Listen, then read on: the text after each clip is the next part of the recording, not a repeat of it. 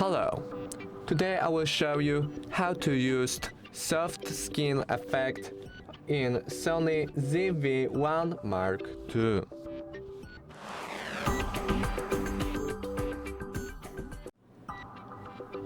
To start, click on the mid right icon. Here you can change your skin effect to off, or you can change it by clicking here to low or high. After you are done, click OK, and that's all. Thank you for watching. Make sure to subscribe.